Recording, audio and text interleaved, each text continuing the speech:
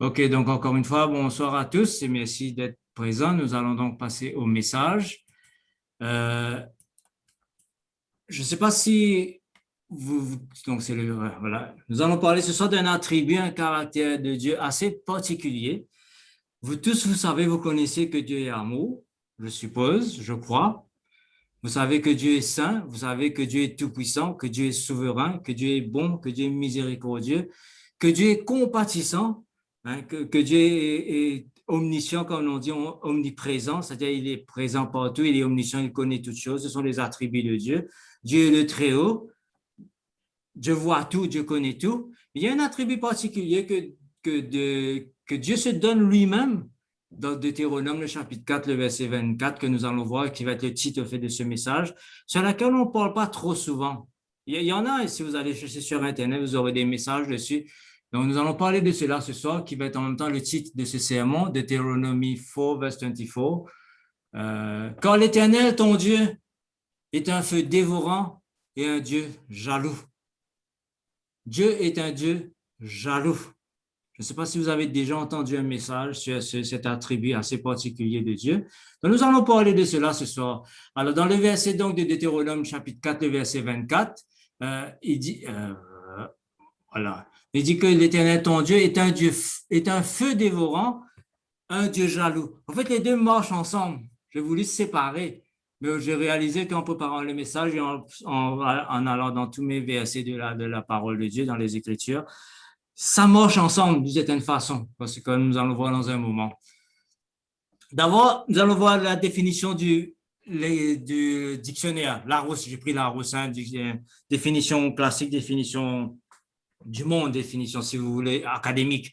Euh, vous tous, vous savez que quand on dit quelqu'un de zalon, quelqu'un qui a un gros cœur, ça veut dire qu'il envie son camarade, les zalou le talent, il y a une plus jolie mari ou une plus jolie madame, il y a un plus grand la case, il y a un plus grand travail, les zalou parce qu'il y a une promotion. C'est pas vraiment de la jalousie, ça en réalité, c'est de l'envie. C'est de la convoitise la plupart du temps. C'est de l'envie.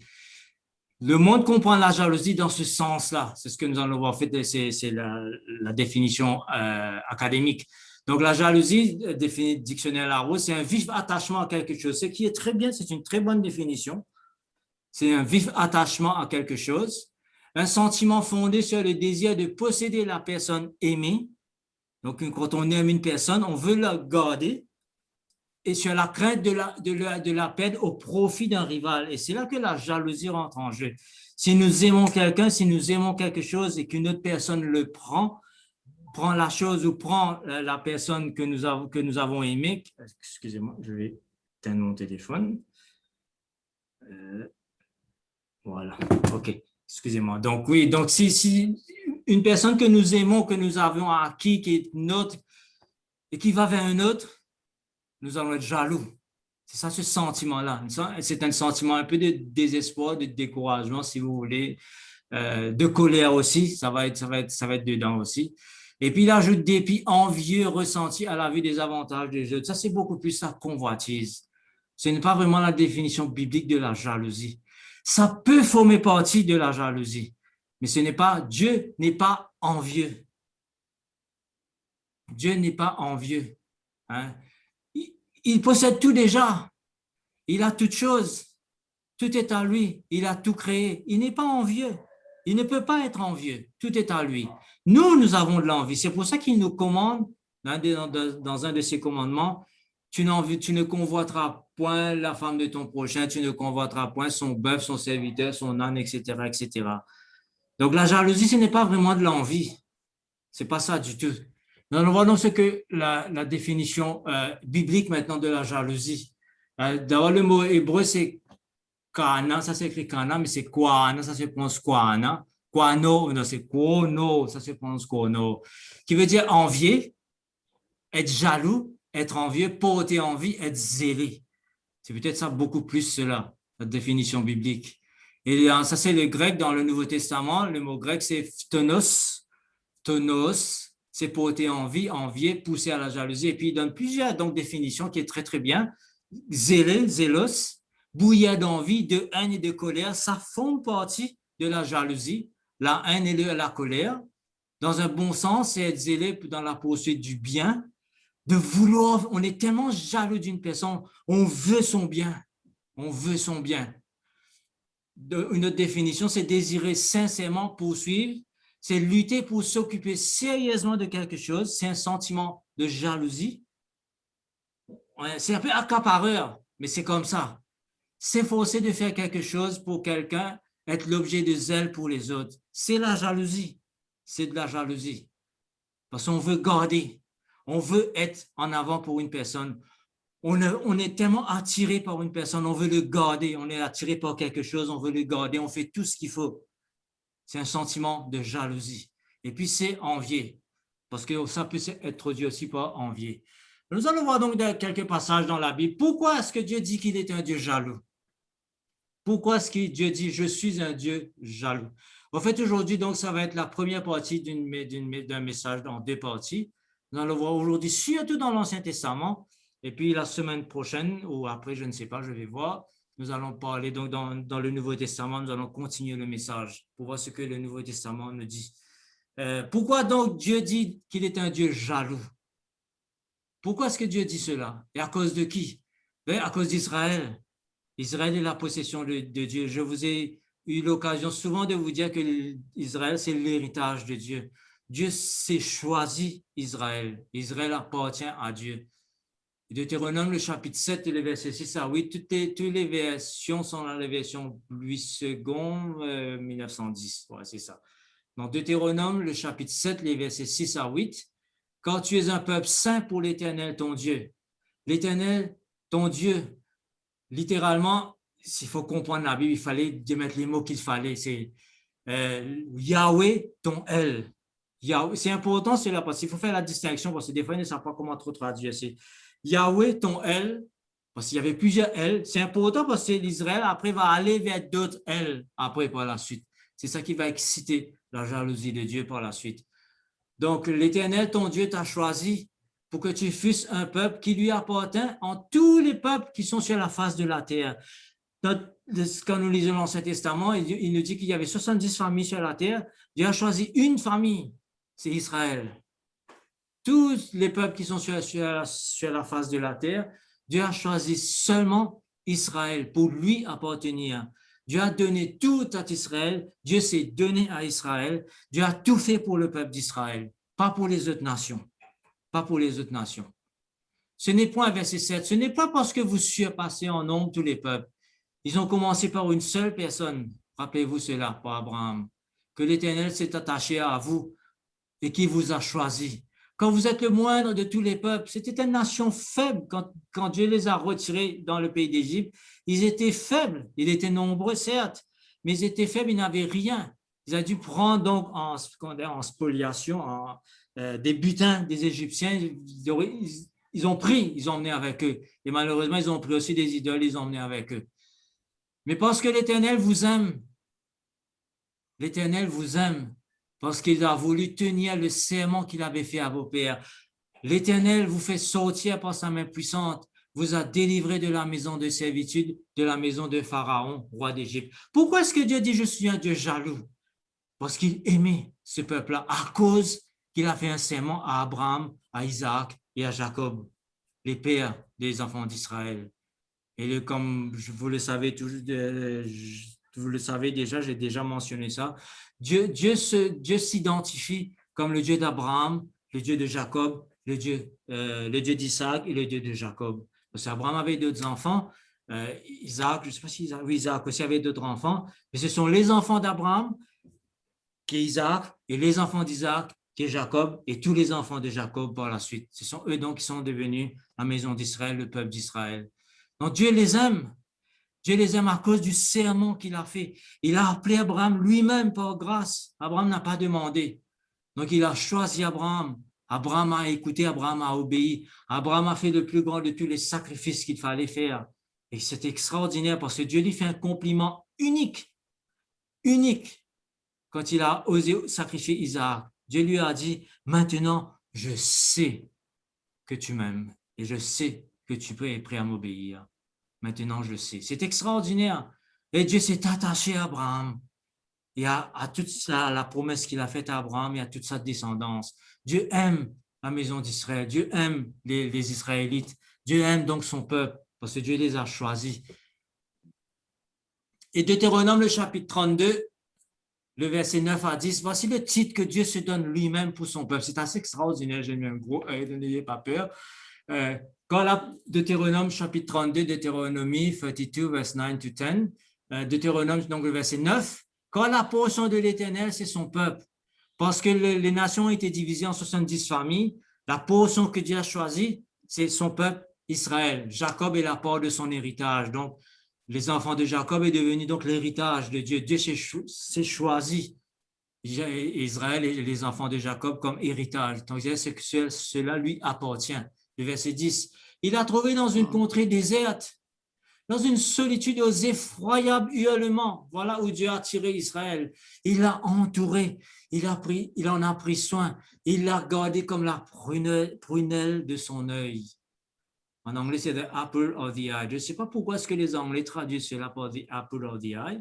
En français, c'est la prunelle de l'œil, et ça se traduit en anglais par the apple of the eye. Auparavant, on disait la pupille de l'œil, mais je ne sais pas pourquoi c'est plus joli de dire la prunelle, parce qu'il y a le petit centre rond, ça ressemble peut-être à une prune, peut-être. Donc, Dieu dit à Israël, vous êtes la prunelle de mon œil. C'est assez extraordinaire cela. Nous allons comprendre qu'est-ce que cela veut dire dans un moment. Pour tous ceux qui connaissent, je crois qu'il y a certains parmi nous qui sont sur ce groupe dans Facebook, c'est le groupe Parole Vivante. J'ai trouvé ce poster sur Parole Vivante dans Facebook, le psaume 17. C'est un psaume magnifique. Je vais vous conseiller aujourd'hui même ou demain matin, si vous voulez, lisez le psaume 17. C'est une prière extraordinaire de David, que David s'adresse à Dieu, une prière d'encouragement extraordinaire, où David, dans cette prière, il comprenait que Dieu est avec lui, Dieu était pour lui, Dieu est pour lui, Dieu veut faire quelque chose pour lui. David fait cette prière, David, au verset 8, dit, garde-moi comme la prunelle de l'œil, protège-moi à l'ombre de tes ailes. Parce que Dieu est comme cela. Dieu est comme cela pour son peuple. Dieu est comme cela pour ses enfants. Lui-même, il l'a défini. Lui-même, il a choisi d'être comme cela pour le peuple d'Israël. Donc, et puis, il y a le poster Jésus, ça c'est ajouté, mais c'est pas grave. Jésus vit en moi, garde-moi comme la prunelle de tes yeux et cache-moi à l'abri de tes ailes. C'est toujours la version 8 secondes, 19, 10. Hein. Ça, je ne sais pas quelle version c'est celui-là. OK. Israël était donc la prunelle des yeux de l'Éternel. Qu'est-ce que cela veut dire? Qu'est-ce que cela veut dire être la prunelle des yeux? Vous savez, la prunelle, la pupille des yeux, la pupille, le rond la centrale, là, qui est juste derrière l'iris, c'est la partie la plus sensible du corps humain et aussi avec la paume de la main. Hein, c'est pour ça, quelque part, dit, je vous ai inscrit dans la paume de ma main. Non, mais la pupille est très, très, très, très, très sensible. Si vous touchez votre œil, immédiatement, les paupières vont se rabattre. Ils vont protéger la pupille immédiatement. C'est très douloureux si vous arrivez à toucher la pupille. C'est très, très douloureux. Hein? Il y a des gens qui persécutent, comment on dit cela? Il faut ces gens à parler, là, piquer des aiguilles dans notre visée. C'est vraiment douloureux. Ça fait très, très, très mal. Et on empêche la pupille de se fermer, en plus. Donc, être la pupille de l'œil, ça veut dire Dieu est sensible. Dieu est sensible à son peuple. Dieu est très, très, très, très sensible à son peuple. Si quelqu'un touche à son peuple, ses pupilles vont immédiatement se fermer. Il va se passer quelque chose. Il va se passer quelque chose. C'est pour ça donc que dans Zacharie, chapitre 2, le verset 8, hein, car ainsi, Zacharie, chapter 2, verse 8, car ainsi parle l'Éternel des armées, après cela viendra la gloire. Il m'a envoyé vers les nations qui vous ont dépouillé, car celui qui vous touche, touche la prunelle de son œil. Dieu dit cela, et Dieu va dire la même chose à Abraham d'une autre façon. Celui qui touche Israël touche la pupille de l'œil de Dieu. C'est pour vous dire que si quelqu'un touche Israël, il touche Dieu. Dieu est très sensible au peuple d'Israël. Donc, comme j'ai mis ici la pupille de l'apple of the eye. Donc, l'image de la pupille de l'œil, c'est que la pupille, c'est une des parties, c'est la partie, en fait, la plus sensible de notre corps. Dès qu'on nous le touchons nous-mêmes ou quelque chose, qu'un objet touche notre œil, immédiatement, les paupières vont se rabattre. Immédiatement. pour protéger justement la pupille. Donc, les paupières vont se rabattre pour protéger notre œil. C'est cette analogie, c'est cette image que Dieu utilise pour décrire son affection, son attachement à Israël, son peuple, son héritage. C'est une image assez extraordinaire. Dieu utilise cela pour décrire à quel point Israël est précieux à ses yeux. À cause des pères, encore une fois, à cause de ce qu'Abraham a fait, à cause d'Isaac et à cause de Jacob. C'est pour cela que Dieu aime Israël et Dieu est jaloux d'Israël. Il le garde jalousement pour lui. Il ne permettrait pas que quelqu'un le touche, que quelqu'un le vole. Il ne permettrait pas qu'Israël aille de quelqu'un d'autre. Dieu est jaloux à ce point-là. Il est jaloux. C'est son héritage, c'est son bien. Il a fait des choses extraordinaires, il a fait des miracles extraordinaires qu'aucune autre nation n'a vu. Personne n'a vu. Personne n'a vu les miracles que Dieu a fait. Extraordinaire, ce que Dieu a fait pour Israël. Nous connaissons tous le psaume 121, le verset 1 et 2. Je lève les yeux vers les montagnes, d'où me viendra le secours. Remarquez ce qu'il dit dans le premier verset. Je lève les yeux. Le psaume 21 est un jeu de mots sur les yeux, au fait. Nous connaissons le verset 1, le verset 2. Je lève les yeux vers les montagnes, d'où me viendra le secours. Le secours me vient de l'Éternel qui a fait les cieux et la terre. Et puis, qu'est-ce que David dit? Il ne permettra point que ton pied chancelle. Celui qui te garde ne sommeillera point. Dieu, mes frères, ne dort pas. Ses yeux restent éveillés sur le peuple d'Israël. Voici, il ne sommeille ni ne dort celui qui garde Israël. Ses yeux ne ferment pas. L'Éternel est celui qui te garde. Elle, Yahweh. Yahweh est celui qui te garde. C'est lui ton elle. C'est lui qui te garde, pas un autre. C'est lui qui est jaloux de toi. C'est lui qui est ton Dieu. C'est lui qui veille sur toi. C'est lui qui a les yeux ouverts sur toi. C'est Dieu veillait sur Israël. Et Dieu punissait tous ceux qui s'en prenaient à Israël, tous ceux qui touchaient à son peuple, à son héritage. Dieu les punissait littéralement. Dieu avait promis cela à Abraham dans Genesis chapter 12, verse 3. Je bénirai ceux qui te béniront et je maudirai ceux qui te maudiront. Et toutes les familles de la terre seront bénies en toi. Tous ceux qui sont en Abraham sont bénis. Tous ceux qui sont contre Abraham et ses enfants sont maudits. Vous pouvez poser la question aujourd'hui, posez-vous la question. Et j'ai entendu cela pendant la semaine. C'est assez extraordinaire. Il n'y a pas un Égyptien qui reste aujourd'hui de la descendance de Pharaon. Et même le peuple des Égyptiens qui sont là dans le pays d'Égypte aujourd'hui. Ce sont des Arabes, ce sont des peuples bédouins, des nomades qui sont venus habiter dans la terre. L'Égypte qui était toute puissante, elle n'est rien aujourd'hui, comme Dieu avait promis. Elle n'est rien, absolument rien. Où est Babylone aujourd'hui, l'empire babylonien? Où est-ce qu'elle est dans toute sa splendeur, dans toute son armée toute puissante qu'elle avait? Dieu a puni Babylone. Où sont les Assyriens aujourd'hui? Le peuple qui a emmené Israël captif. Où sont-ils? Disparus, fini, fini. Où est l'empire romain aujourd'hui? Avec toute son armée qui dominait tout le Moyen-Orient, qui dominait l'Europe. Où est l'empire romain? Certes, il y a l'empire religieux qui veut prendre la place. Probablement, ça va arriver. Mais ce ne sera pas, enfin, peut-être que ça va arriver, ça c'est la prophétie. Mais où sont-ils aujourd'hui? Et il y a une autre histoire qu'on raconte souvent, c'est que quand l'armée de Titus, donc quand ils sont venus envahir Jérusalem, ils ont massacré les Juifs. Plus d'1 million de Juifs sont morts. Nous allons voir un verset tout à l'heure qui parle de cela, par l'épée. Il y a eu beaucoup, beaucoup de sang dans Jérusalem, beaucoup de sang. Et beaucoup ont été emmenés captifs. Tous ces soldats qui ont participé donc à cette tuerie, tous ces soldats romains, ils ont été récompensés. Ils sont allés passer des vacances à Pompéi. Pompéi, c'était un lieu de luxure, un lieu de détente, un hôtel 5 étoiles, si vous voulez, où tous ceux qui avaient de l'argent, ils allaient passer leurs vacances là-bas. C'était un lieu extraordinaire de repos, d'eau chaude, parce qu'il y a un volcan juste à côté. Quelque temps après, le volcan s'est réveillé, tout le monde est péri. Ils sont tous morts, tous morts.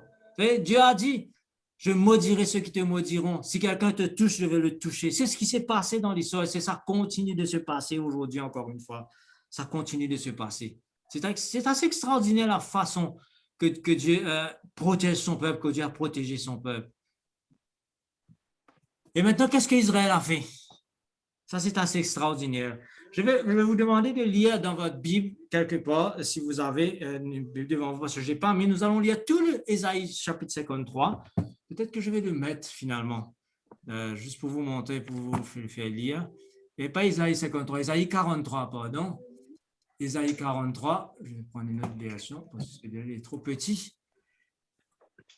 Voilà, Isaïe 43. Nous allons le lire et je vais. Est-ce que vous le voyez là, Isaïe 43? Je vais changer de screen, je crois que c'est bon. Hein?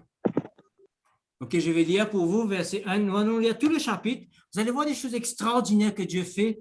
Isaïe 43, c'est un chapitre sur le présent, sur le passé, sur le futur pour Israël. Et comme j'ai l'occasion de dire souvent, il est tellement important, vraiment important de prendre les versets dans leur contexte.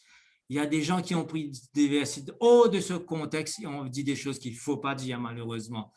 Nous allons lire donc à partir du verset 1er, Isaïe 43, le verset 1er, et je vais le lire et commenter de temps en temps, mais des fois je vais passer aussi. Vous allez voir, il y a des choses magnifiques que Dieu dit, extraordinaires. Nous allons voir donc ce que Dieu dit, ce que Dieu a fait et ce qu'Israël a fait vis-à-vis de l'amour de Dieu, de cette jalousie que Dieu avait pour eux.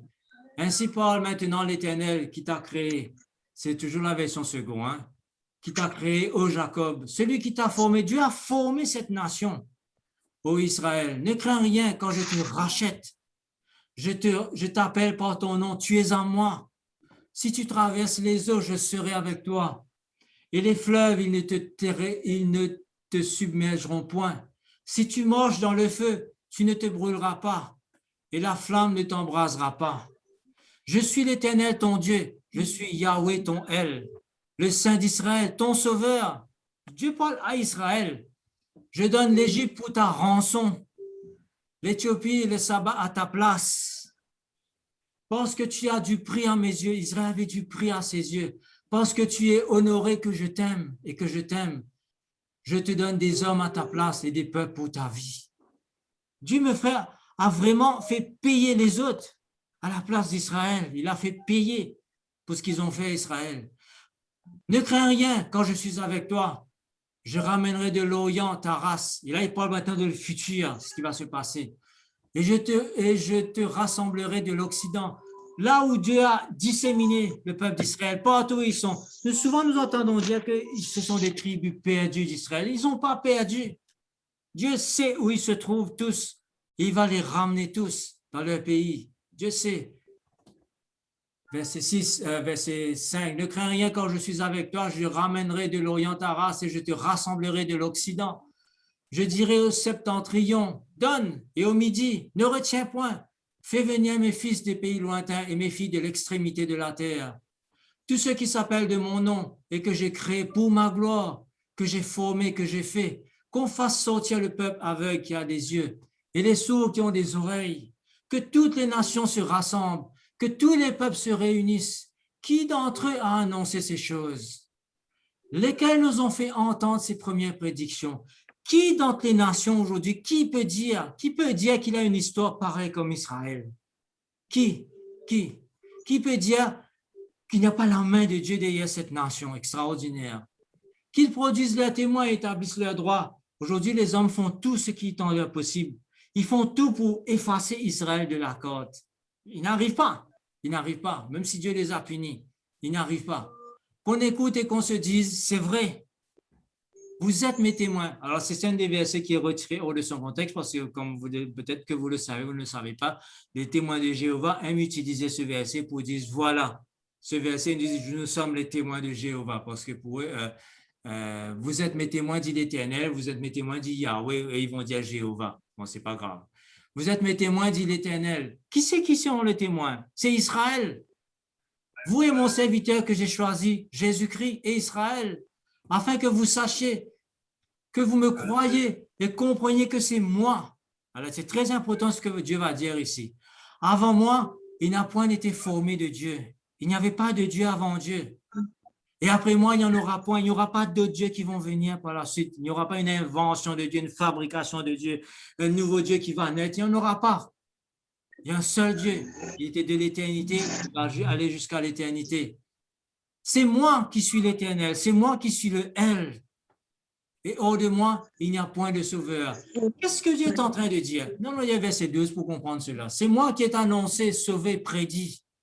Ce n'est point parmi vous un Dieu étranger. Vous êtes mes témoins, dit l'Éternel. C'est moi qui suis Dieu. Qu'est-ce que Dieu est en train de dire? Dieu est en train de dire à Israël, je suis votre témoin que je suis le seul vrai Dieu. Je suis le seul Dieu qui existe. Si vous voulez argumenter avec une personne pour dire, prouve-nous que Dieu existe, allez étudier l'histoire d'Israël. Racontez-leur l'histoire d'Israël et dites à cette personne, est-ce que tu ne crois pas qu'il y a la main d'un Dieu derrière ce peuple pour que tout ce qui s'est passé pour eux, tout ce que Dieu a prédit qui est arrivé et qui continue d'arriver et qui va arriver par la suite, Dieu dit à Israël, vous êtes mes témoins. C'est par vous, à cause de vous, que les hommes sauront que je suis le seul elle. Je suis le seul Dieu. Il n'y en a pas d'autre. Il n'y en a pas d'autre. Verset 13. Je suis dès le commencement et nul ne délivre de ma main. J'agirai. Qui s'y opposera? Qui va pouvoir s'opposer à la puissance de Dieu, à l'autorité de Dieu? Ainsi parle l'Éternel, votre Rédempteur, le Saint d'Israël. Rédempteur d'Israël, toujours parce que c'est Dieu qui les rachète. À cause de vous, j'envoie l'ennemi contre Babylone. C'est ce qu'il a fait. Je fais descendre tous les fillards, même les Chaldéens, sur les navires dont ils tiraient gloire. Où est Babylone aujourd'hui? Où sont toutes les merveilles de Babylone aujourd'hui? Ce que Dieu a prédit est arrivé. Babylone n'a jamais été reconstruit. Ils essaient de reconstruire, mais en vain. Ils ont pris des pierres, ils ont pris de ce qu'ils ont, ils ont ramené plusieurs choses en Allemagne pour essayer de rebâtir la porte de Babylone, je prends un truc comme ça. Mais c'est tout. Oui, je serai verset 15. Je suis l'Éternel, votre Saint, le Créateur d'Israël, votre roi. Voilà comment Dieu s'identifie à Israël. Ainsi parle l'Éternel qui fraya dans la mer un chemin, dans les eaux puissantes un sentier. C'est ce qu'il a fait pour Israël. Il mit en campagne des chars et des chevaux, une armée de vaillants guerriers. Hein? Soudain couchés ensemble pour ne plus se relever, ce sont les Égyptiens, anéantis, éteints comme une mèche. Ne pensez plus aux événements passés et ne considérez plus ce qui est ancien. Voici, je fais une chose nouvelle sur le point d'arriver. Dieu va faire quelque chose de nouveau maintenant pour Israël. Il va faire quelque chose d'extraordinaire pour Israël. Ne la connaîtrez-vous pas? Je mettrai un chemin dans le désert et des fleuves dans la solitude. Les bêtes des champs me glorifieront, les chacals et les autruches, parce que j'aurai mis des eaux dans le désert, des fleuves dans la solitude pour abreuver mon peuple, mon élu. Dieu a fait cela une première fois. Il va le refaire encore une deuxième fois. Quand tout le peuple va revenir, il va le refaire. Il y aura un grand exode et ce sera à ce moment-là le temps de la fin probablement. Le peuple que je me suis formé publiera mes louanges. Et qu'est-ce qu'Israël a fait au lieu de publier les louanges de Dieu? Et tu ne m'as pas invoqué, ô Jacob. Quand nous lisons toutes ces choses, tous ces versets jusqu'au verset 21, on peut voir une certaine tonalité dans ces versets, une tonalité extraordinaire. On peut entendre la voix de Dieu avec un ton autoritaire. Et puis le verset 22, le ton redescend immédiatement. Et tu ne m'as pas invoqué, ô Jacob. Tu t'es lassé de moi, ô Israël. Dieu est jaloux. Israël, il s'est marié à Israël. Israël s'est prostitué à d'autres dieux. Ingaloudeya l'autre mari. La colère de Dieu est enflammée, la jalousie de Dieu est enflammée. Tu ne m'as pas offert tes brebis en holocauste. Tu ne m'as pas honoré pour tes sacrifices. Je ne t'ai point tourmenté pour des offrandes. Je ne t'ai point fatigué pour de l'encens. Israël n'est pas venu soucier, pas l'offrir l'encens, pas l'offrir une offrande à Dieu. Il a donné ça pour d'autres dieux. Tu n'as pas appris d'argent acheté pour moi des aromates. Tu ne m'as pas rassasié de la graisse de tes sacrifices, mais tu m'as tourmenté par tes péchés. Tu m'as fatigué par tes iniquités. C'est moi qui efface ces transgressions. Et voilà, maintenant Dieu retourne dans le futur, parce que Dieu a puni Israël. C'est moi qui efface tes transgressions. Pour l'amour de moi, je ne me souviendrai plus de tes péchés. Pour l'amour de moi, parce que Dieu est amour, Dieu est bonté, Dieu est miséricordieux. Et à cause du serment qu'il a fait à Abraham, réveille ma mémoire, plaidons ensemble, parle toi-même pour te justifier. Ton premier père a péché et tes interprètes se sont rebellés contre moi. Tous ceux qui ont enseigné la loi, tous, ils ont tous péché d'une certaine façon ou d'une autre. C'est pourquoi j'ai traité en profane tes chefs du sanctuaire. J'ai livré Jacob à la destruction et Israël aux outrages, au mépris, à la moquerie, si vous voulez. Ça, c'est le verset 28. C'est assez extraordinaire la façon que Dieu, je reviens sur mon PowerPoint, donc la façon que Dieu traite Israël. Quand nous lisons donc le verset Ésaïe 43, le verset 28, c'est pourquoi j'ai traité en profane les chefs du sanctuaire. J'ai livré à Jacob la destruction et Israël aux outrages. Hein? Dieu a fait cela. Le peuple qu'il a aimé, la prunelle de ses yeux, le peuple qu'il a choisi, le peuple qu'il a sanctifié, le peuple qu'il a béni. Dieu a fermé les yeux sur Israël, lui qui ne sommeillait point, lui qui ne dormait point, lui qui veillait sur Israël, il a retiré son œil sur Israël. Ézéchiel chapitre 5, le verset 11. C'est pourquoi je suis vivant, dit le Seigneur l'Éternel, parce que tu as souillé mon sanctuaire pour toutes tes idoles et toutes tes abominations. Moi aussi, je retirerai mon œil, et mon œil sera sans pitié. Moi aussi, je n'aurai point de miséricorde. Maintenant, pourquoi est-ce que Dieu a fait cela à Israël? Voyez, si Dieu n'aimait pas Israël, si demain, vous tous qui avez un conjoint aujourd'hui, vous tous qui avez peut-être eu un conjoint, comme les veufs ou les veuves, et ceux qui ont un conjoint aujourd'hui, vous avez un mari, vous avez une épouse, si votre conjoint va vers quelqu'un d'autre, qu'allez-vous ressentir si vous aimez vraiment votre conjoint? Qu'allez-vous ressentir dans votre cœur, dans votre esprit? Vous allez bouillonner de colère, agacé, être frustré, se sentir trahi. Si vous aimez votre conjoint, c'est ce que vous allez ressentir, être agacé. Vous allez tout faire pour la ramener, peut-être pour ramener cette personne. Vous allez peut-être pardonner. Il y aura des pleurs. C'est ce que Dieu a fait maintes et maintes et maintes fois. Et maintes et maintes et maintes fois, Israël est reparti vers ses prostituées, vers sa prostitution, vers ses autres maris, enfin, vers tout vers son péché. Pourquoi est-ce que Dieu a traité Israël ainsi? Pourquoi est-ce que Dieu a puni Israël? Parce qu'il aime Israël. Autrement, il aurait pu se dire, ah, c'est un peuple rebelle, un peuple au courant, ça finit, ok, je vais pas aller, mais tant pis, plus fatiguement. Non! Dieu n'a pas laissé Israël comme cela. Dieu les a punis. Dieu aime Israël. Dieu a choisi le peuple d'Israël. Ils n'ont pas demandé. C'est cela peut-être le problème. Ils n'ont pas demandé. J'ai entendu cette histoire il y a, je crois, c'est pas si 7 semaines dernière. Quelqu'un racontait, il était dans un autobus à Jérusalem. Enfin, il faisait le voyage Jérusalem, Tel Aviv. C'était un pasteur donc qui est allé évangéliser en Israël. Et dans l'autobus, donc il y a beaucoup de personnes. Il a vu un soldat, c'était une femme en uniforme qui était gradée parce qu'il avait ses médailles, c'était un major. Et donc le pasteur donc a essayé donc d'entrer en conversation avec cette femme. Et le pasteur s'est présenté, la femme a commencé à parler.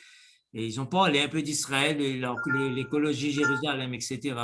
Et la soldate, donc la femme a dit au pasteur, vous savez, ma famille et moi, nous avons fait une découverte, une grande découverte. Nous avons découvert que nous sommes des descendants du roi Salomon, que notre famille, nous pouvons tracer notre ligne jusqu'au roi Salomon. Le pasteur était dit, c'est extraordinaire, c'est très bien. La femme le regardait avec des gros yeux, dit non, elle a crié, elle était en colère, non, je ne veux pas. Pourquoi avoir tous ces problèmes? Pourquoi être juive aujourd'hui avec tous les problèmes, toute la haine que les autres ont pour nous, tout ce qui s'est passé dans toute notre histoire? Elle ne voulait pas, elle n'était pas intéressée parce qu'ils souffrent, ils n'ont pas demandé à cause de leur descendance, de leurs arrière-parents, si vous voulez, de leurs ancêtres. Le peuple d'Israël souffre, beaucoup de personnes ont souffert et continuent de souffrir. Aujourd'hui, toute la nation, la grande majorité de la nation d'Israël, ils sont sans Dieu. Ils sont sans Dieu. Ils ne veulent pas. Ils ne veulent pas.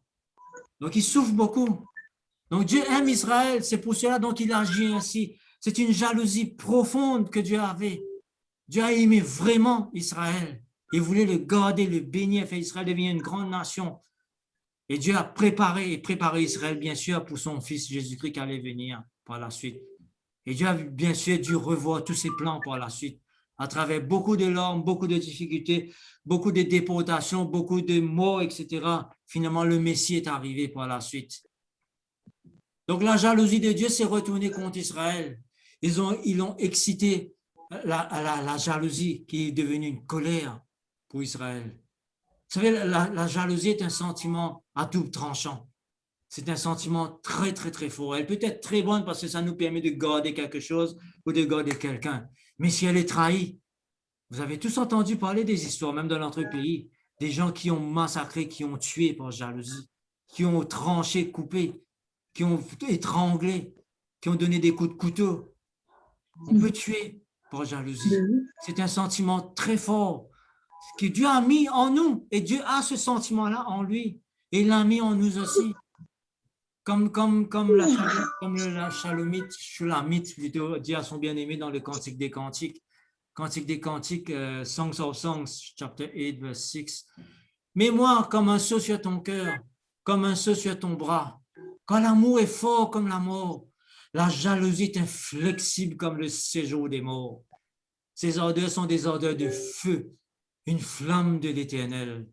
Une flamme de l'Éternel.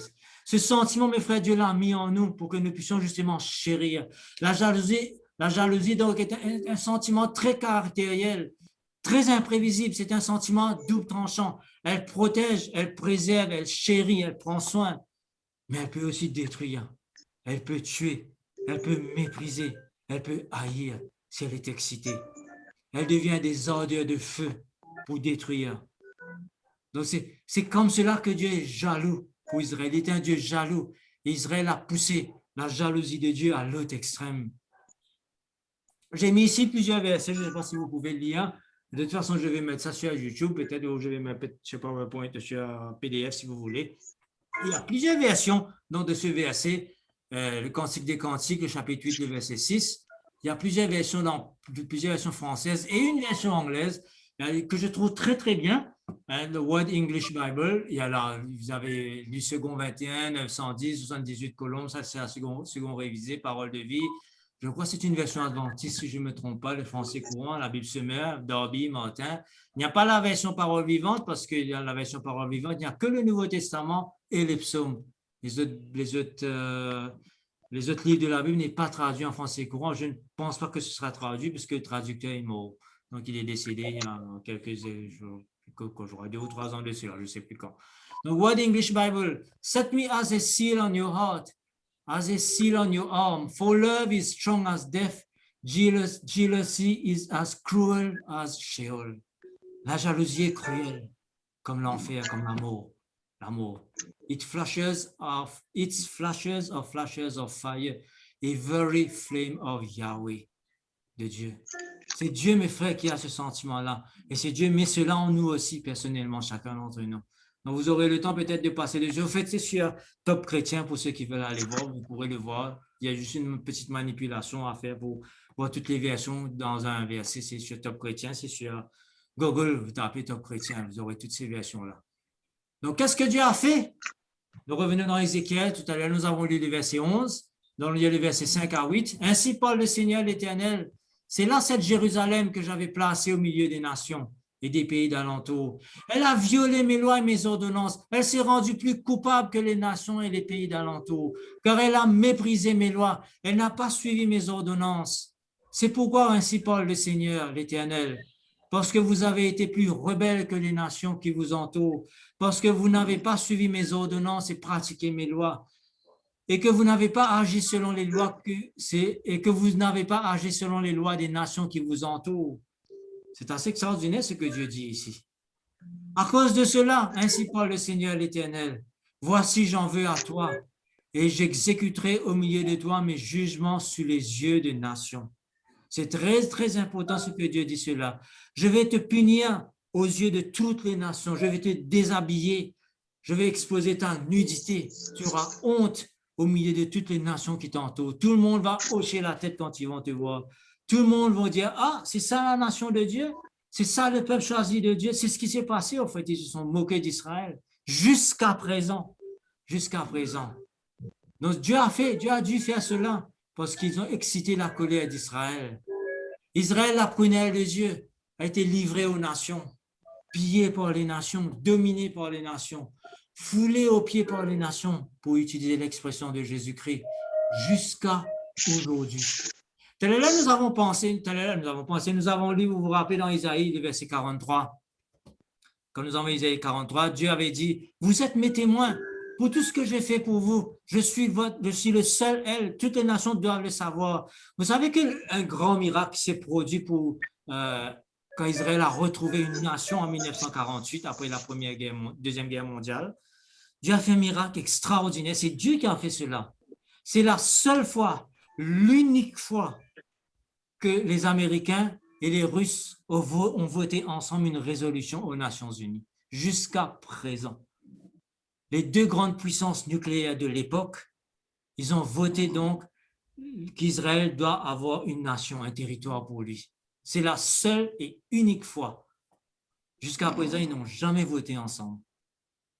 Non, soit ils étaient abstenus, ils ont voté contre les uns, tout en conflit, les deux nations.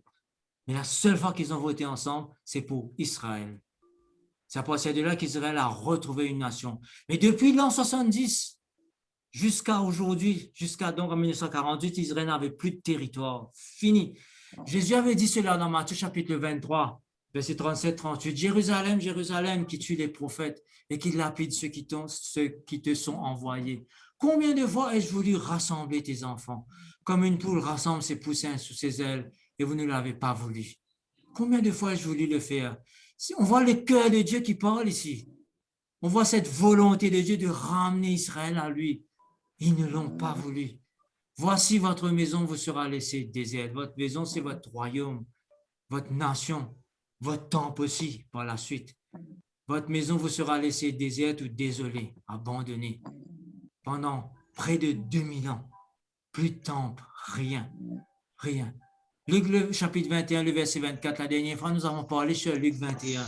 Je n'ai pas lu ce verset, je l'ai mentionné, maintenant je vais le lire.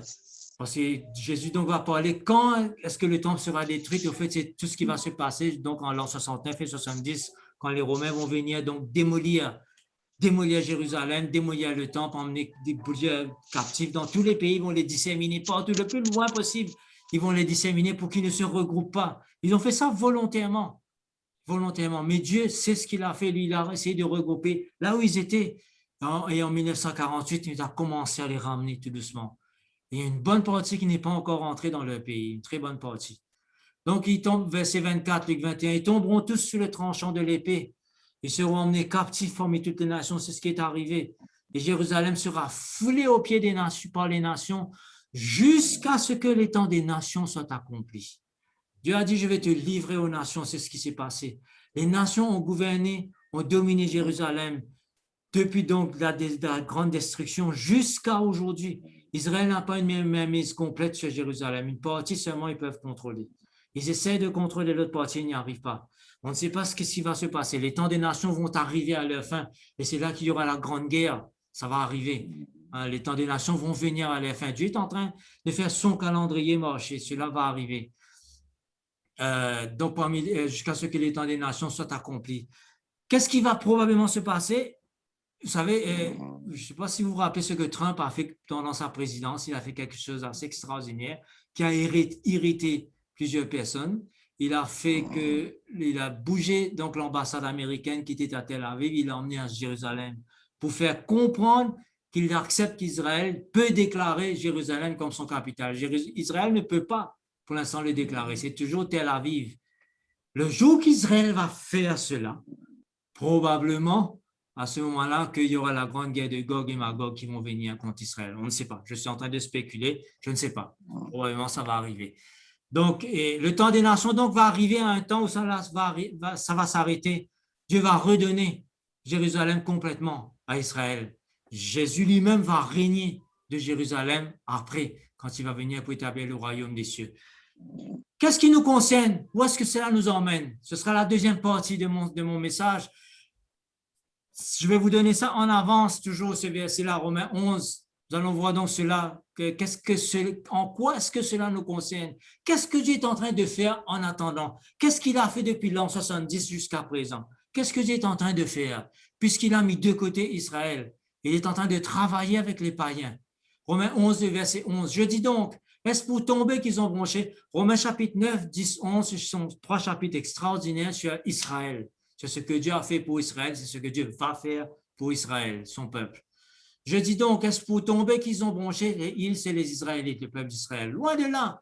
Mais par leur chute, le salut est devenu accessible aux païens. Dieu a ouvert la porte du royaume. Comme Jésus-Christ a dit à Israël, Vous ne voulez pas de moi, vous ne voulez pas de mes paroles, le royaume vous sera enlevé, sera donné à une autre nation qui ne connaît pas Dieu. Et ce sont les païens, les nations. Donc, mais par la chute, le salut est devenu accessible aux païens afin qu'ils fussent excités à la jalousie. Dieu va faire un travail et Dieu est en train de faire ce travail extraordinaire. Il va continuer à le faire, à l'amplifier. Israël doit devenir jaloux des enfants de Dieu à leur tour pour ce que Dieu va faire pour les enfants de Dieu et ce que Dieu fait déjà et ce que Dieu peut faire pour les enfants de Dieu. Le verset 20 à 22, cela est vrai. Elles ont été retranchées pour cause d'incrédulité, parce qu'ils n'ont pas cru. Et toi, tu subsistes par la foi, parce que nous croyons. Et puis il dit, ne t'abandonne pas à l'orgueil, mais crains. La prochaine fois, ce que nous allons voir, c'est cette partie en vert que j'ai mis. La jalousie de Dieu, mes frères, doit nous pousser à la crainte de Dieu. C'est ce qu'Israël n'a pas eu. Mais nous devons l'avoir. Et verset 21, car si Dieu n'a pas épargné les branches naturelles, il ne t'épargnera pas non plus. Considère donc la bonté et la sévérité de Dieu. On peut dire considérer donc la jalousie de Dieu.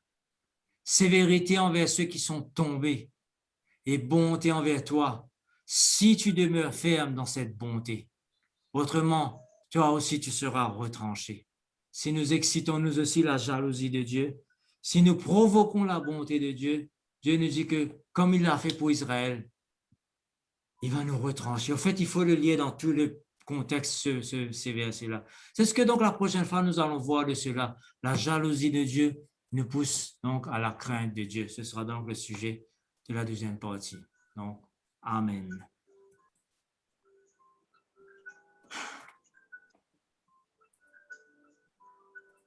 Voilà.